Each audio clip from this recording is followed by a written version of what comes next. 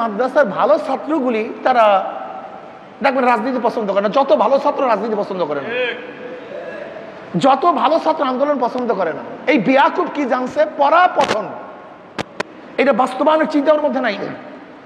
অথচ সবচেয়ে ভালো ছাত্র, মেধাবী ছাত্রদের এই কাজটা করা উচিত ছিল। সবচেয়ে মেধাবী ছাত্র কেন?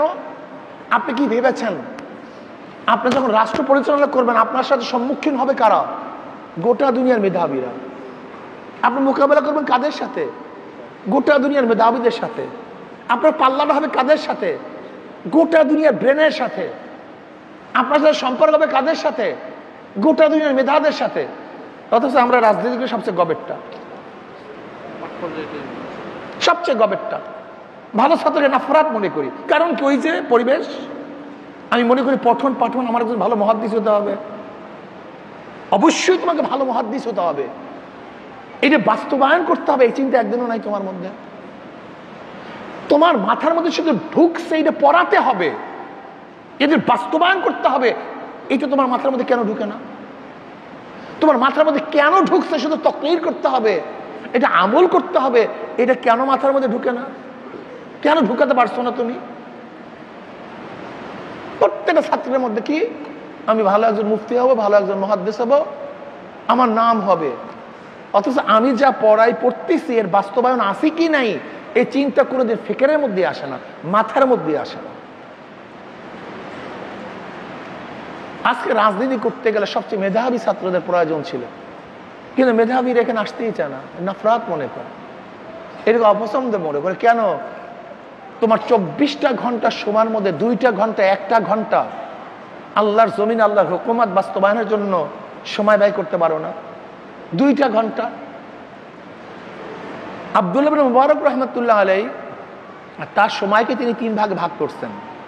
আব্দুল্লাহ ইবনে মুবারক রহমতুল্লাহ আলাইহি জানো না? বহুত বড় মুহাদ্দিস, মুস্তাহিদ, মুস্তানবিদ, হাফিজুল হাদিস, বহুত বড় আবেদ। ইমাম বুখারী রহমতুল্লাহ আলাইহির বাবার উস্তাদ তিনি, ইসমাইল রহমতুল্লাহ উস্তাদ ছিলেন আব্দুল্লাহ ইবনে মুবারক রহমতুল্লাহ আলাইহি। ইমাম আজম আবু আহমদের শাগির্দ ছিলেন আব্দুল্লাহ মুবারক রহমতুল্লাহ আলাইহি। বহুত বড় মুহাদ্দিস, হাফিজুল হাদিস ছিলেন। ইনি সময়কে 3 ভাগে ভাগ করছে। কয় ভাগে? 3, 4, 12, 4 মাস করে। 4 মাস ইলম অর্জন করতেন, 4 মাস ব্যবসা করতেন, 4 মাস যুদ্ধ করতেন, জিহাদ করতেন। 3, 4, 12 এরা সময়কে কত সুন্দর বর্ণনা করছে, সব কাজ করত। আমি এই কথা বলছি না যে তোমার এই আমাদের এই সিস্টেমটাকে পরিবর্তন করতে আমি বলছি না। আমি তোমার মাথার মধ্যে ফিকির থাকবে না কেন? যা পড়তেছি তা বাস্তবায়ন করতে পারতেছি না কেন? এটা ফিকির থাকবে না কেন? দেখো, এক মেধা কোটি মানুষের চেয়েও দামি, একটা মাথা কোটি মানুষের চেয়েও দামি। আর এই মেধা তো আল্লাহ সবাইকে দেয় না, এটা ইচ্ছা করে অর্জন করা যায় না, এটা আমার মধ্যে আসবে না, এটা আমি ইচ্ছা করে আমি আনতে পারবো না। এটা আল্লাহ যাকে দিবে সেই পাবে। স্বর্ণ তো ইচ্ছা করলে তুমি কোনো খনিজ নিজে, কোনো সরকার ইচ্ছা করলেই আমাদের দেশে কি স্বর্ণের কোনো খনিজ আমরা করতে পারবো? এটা আল্লাহ প্রদত্ত। আমি ইচ্ছা করলে হিরো তৈরি করতে পারবো? এটা আল্লাহ প্রদত্ত। আমেরিকা এখন নাসার মাধ্যমে বিজ্ঞানের চরম পর্যায়ে পৌঁছে গেছে।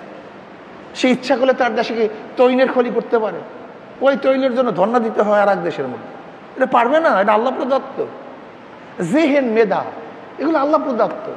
সৌন্দর্য, যোগ্যতা আল্লাহ প্রদত্ত। এটা ইচ্ছা করলে কেউ অর্জন করতে পারে না, এটা অর্পিত। সে অর্পিত মেধাগুলিকে তোমরা তো নিজের শুধু ব্যক্তিগত কাজেই ব্যবহার করলা, শুধু নিজের খাওয়া পড়ার জন্য ব্যবহার করলা, নিজের জন্য জীবনটাকে সুফে দিলা। এই জাতি, এই সমাজ, কুনতুম খায়রা উম্মাতিন উখরিজাত লিন-নাস তা'মুরুনা বিল মা'রুফ ওয়া তানহাউনা আনিল মুনকার। আমাদেরকে তো বের করা হয়েছে মানুষের জন্য, আর তুমি শুধু নিজের জন্যই চিন্তা করলা, নিজের ব্যাপারটাই সবসময় অগ্রাধিকার দিলা। আর এই মানুষ, ইনসানিয়াত, এই সমাজের ব্যাপারে তোমার কোনো মেধাই নেই, মাথাই নেই। এরপরে দেখছি অনেক সময় ছাত্র আন্দোলন চরমনায় থাকাকালীন করে, বাহিরে গেলে পাওয়াই যায় না। তার মানে এটার গুরুত্ব সে বুঝে নেই, এটার গুরুত্ব তার জানা নেই, এটার গুরুত্ব সম্পর্কে অবলম্বন সে করে নেই। এটার গুরুত্ব কি, এর উচিত কি, কেন করতেছি।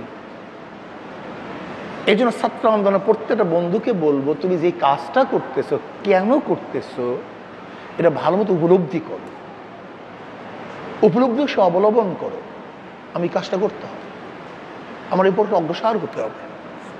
আজকে বাংলাদেশ ইসলামী ছাত্র আন্দোলন যেইভাবে কাজ করতেছে, অগ্রসর হচ্ছে, ইনশাআল্লাহ যদি তোমরা সবাই সম্মিলিতভাবে কাজটা করতে পারো, তাহলে নিশ্চয়ই ইনশাআল্লাহ আজকে হোক কালকে হোক বাংলাদেশের পরিবর্তন আসবেই। কিন্তু ইনশাআল্লাহ দেখো, গোটা দুনিয়ার মধ্যে পরিবর্তন শুরু হয়ে গেছে, গোটা দুনিয়ার মধ্যে পরিবর্তন শুরু হয়ে গেছে। আমরা দীর্ঘ 200 বছর পর্যন্ত চরম লাঞ্ছিত অপমানিত অবস্থায় ছিলাম। দ্বিতীয় বিশ্বযুদ্ধের পরে আমরা খুবই লাঞ্ছিত অপমানিত অবস্থায় ছিলাম, কোনো সন্দেহ নেই। হঠাৎ করে রাশিয়া, চীন, বিভিন্ন জায়গায় কমিউনিজম বিপ্লব হওয়ার পরে মুসলমানরা একটু খারাপ অবস্থায় ছিল। এরপর তোমরা জানো তুর্কিস্তান দখল করার পরে মুসলমানদের অবস্থা আরো খারাপ হয়ে গেছে। ব্রিটিশরা গোটা দুনিয়া দখল করার পরে মুসলমানদের নির্যাতন এবং মিটাবার জন্য, বিলীন করার জন্য হাজারো চক্রান্ত চলছে এবং করছে, বাস্তবায়ন করতে পারছে। যেমন স্পেন থেকে মুসলমান একেবারেই বিদায় দিয়ে দিচ্ছে, একেবারে শেষ করে ফেলছে। তুর্কিস্তানে কামাল পাশার মাধ্যমে মুসলমানের সংস্কৃতি ধ্বংস করে ফেলছে। তখন বাঁধ পার্টির মাধ্যমে ইরাক ফিরাক আবিজবি, ইরাক, লিবিয়া, মিশর, এই সমস্ত জায়গায় ধর্মনিরপেক্ষবাদ সৃষ্টি করে ইসলামকে তছনছ করে ফেলছে। ইরানের মধ্যে শাহ মাদিয়া ইসলামকে ধ্বংস করে ফেলছে। আফগানিস্তানের মধ্যে কমিউনিজম বিপ্লব হওয়ার কারণে নজিবুল্লাহ সরকার মরকার দিয়ে ইসলামকে চরমভাবে পরাস্ত করছে। অর্থাৎ দ্বিতীয় বিশ্বযুদ্ধের পরে গোটা দুনিয়ার মধ্যে ইসলামের উপরে বিশাল একটা চাপ, প্রেশার আসছে এবং দুই দিক থেকে, নৈতিকতার দিক থেকে ধ্বংস করার চেষ্টা করছে, ক্ষমতার দিক থেকে ধ্বংস করার চেষ্টা করছে। এই দীর্ঘ 200 বছর পর্যন্ত আমাদের অবস্থা খুবই খারাপ ছিল। আমরা তখন বেঁচে থাকতে চাইতাম, আমাদের তখন টার্গেটটা ছিল শুধু বেঁচে থাকা। কিভাবে শুধু বেঁচে থাকবো, সম্প্রসারিত করার মেজাজ এবং পরিবেশও ছিল না। মেজাজ থাকলেও কি ছিল না ভাই, পরিবেশ ছিল না।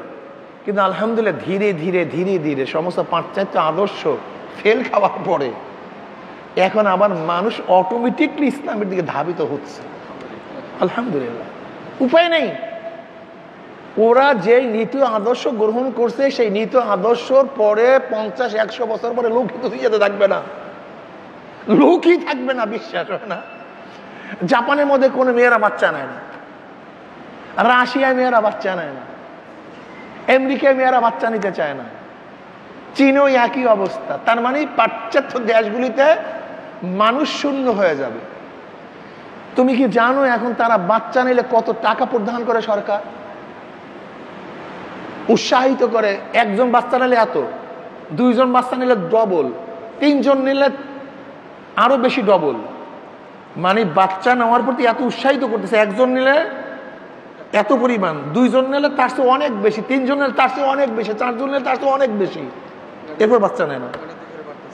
হ্যাঁ, গাণিতিক হারে তাদের বাড়তেছে, মানে সুবিধা বাড়তেছে, কিন্তু বাচ্চা নেয় না। ওদের সব ধ্বংস, পরিবার ধ্বংস, সমাজ ধ্বংস, সবকিছু ধ্বংস, কিচ্ছু নেই, বন্ধন বন্ধন কিচ্ছু নেই, মোহাব্বত ভালোবাসা বলতে কিচ্ছু নাই, সম্পর্ক বলতে কিচ্ছু নাই, সব আর্টিফিশিয়াল।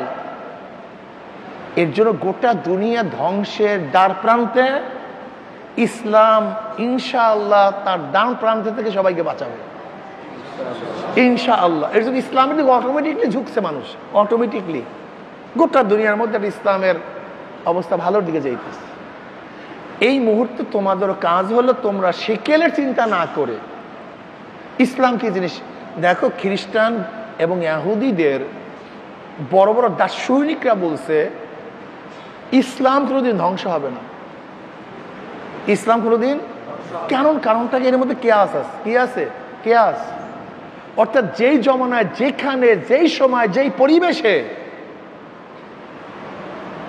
যখন যেই ফতুয়ার প্রয়োজন, যেই সমস্যার সমাধানের প্রয়োজন, ইসলামের মধ্যে সেই সময়, সেই জমানায়, সেই জায়গায় সেই সমাধান দেওয়ার মতো ভালো একটা ঔষধ আছে, ভালো একটা জিনিস, সেটার নাম কি? কেয়াস। আর এই লামুজাবি জাহেলরা কেয়াসকে অস্বীকার করে। জাহেল কোথাকার! যদি কেয়াসই না থাকে তুমি চলবা কেমন দুনিয়াতে? এখন বর্তমান জমানায় যা চলতেছে কিছু তুমি করতে পারবে না, কেয়াসের কারণে সবকিছু বাড়তেছে। যাই হোক, এর জন্য ইসলাম প্রগতিশীল, এটা কোনো জমানায় কোনো জায়গায় থমকে যাবে না। এই সমস্যার সাথে সাথে সমাধান চলে আসবে, এই সমস্যার সমাধান চলে আসবে। আমি কথাটা বুঝাতে পারিনি? যেখানে ইসলাম শুধু মুসলমানরা বাস করে সেই দেশের হুকুম এক ধরনের, যেখানে যৌথ বাস করে সেখানে হুকুম ভিন্ন ধরনের। আমি কথা বুঝাতে পারিনি? আমাদের কোনো সমস্যা নেই। এজন্য ভালো ছাত্ররা, তোমাদেরকে মনে রাখতে হবে, রাজনীতি করতে গেলে তোমাদের সাথে গোটা দুনিয়ার ভালো ভালো মেধাদের সাথে কন্টেস্টে আসতে হবে। কি আছে, তোমরা যারা ভালো ছাত্র আছো তোমরা এটাকে পছন্দ করো না, এটা করবে কি আমার মতো গবেট? হ্যাঁ, এটা হবে না। ভালো ছাত্রদের আসা উচিত এবং আমাদের সবারই কাজটা করা উচিত। তবে হ্যাঁ, সময়কে বন্টন করে, পড়াশোনায় ব্যাঘাত না ঘটে, খবরদার পড়াশোনায় ব্যাঘাত না ঘটে, সময়টাকে তকসিম করা, নিজামুল আওকাত করা, শুধু এতটুকু। আমি সময়কে বন্টন করব, ভাগ করব, এতটুকু। পড়াশোনা বাদ দিয়ে না, তোমাকে সবচেয়ে ভালো রেজাল্ট করতে হবে, সবচেয়ে বেশি কিতাব বুঝতে হবে, সবচেয়ে বড় আলেম হতে হবে, সবচেয়ে বড় জ্ঞানী হতে হবে। পড়াশোনা বাদ দিয়া নয়, পড়াশোনাকে ঠিক রেখে এইটা একটা এলেম।